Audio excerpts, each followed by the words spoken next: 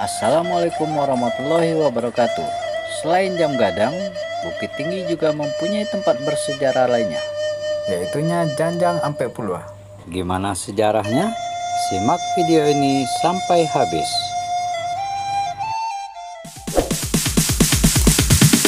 Sorry, it's DJ.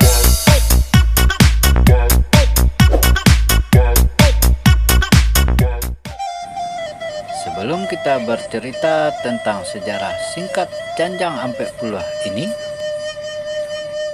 mari kita bangun channel ini dengan cara like videonya, tekan tombol subscribe, dan hidupkan tanda loncengnya agar kami lebih bersemangat untuk membuat konten-konten menarik lainnya.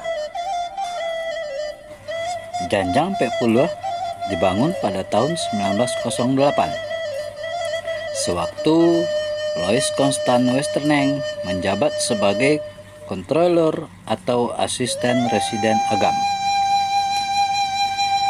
Janjang Ampe Puluh ini adalah janjang yang menghubungkan Pasa Ateh yang terletak di atas Bukit Kandang Kabau dengan Pasa Banto dan Pasa Bawah. Nama Janjang Ampe Puluh ini diambil bukan dari jumlah anak tangganya ya,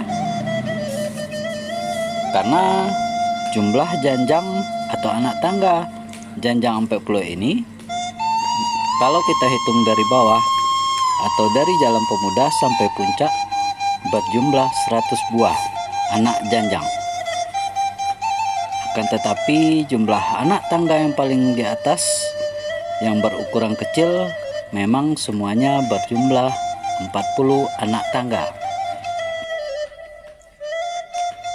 Menurut sejarah, penamaan Janjang 40 ini mengacu kepada 40 orang penghulu di luar Agam yang bermufakat untuk membangun janjang ini guna memudahkan anak negari berlalu lintas mengunjungi pasar yang ada di Bukit Tinggi pada waktu itu. Pada puncak janjang terdapat dua patung harimau campo, lambang kebesaran luar Agam, yang mengawal kiri dan kanan.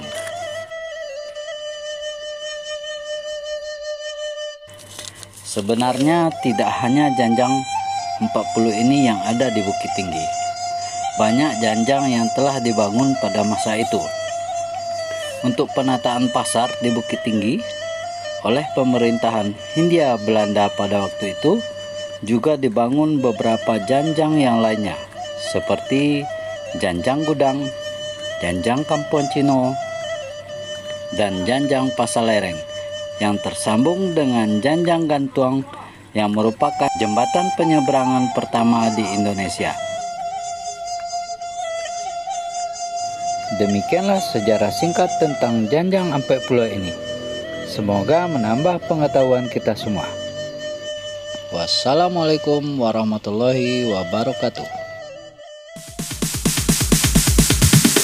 Sorry, it's DJ.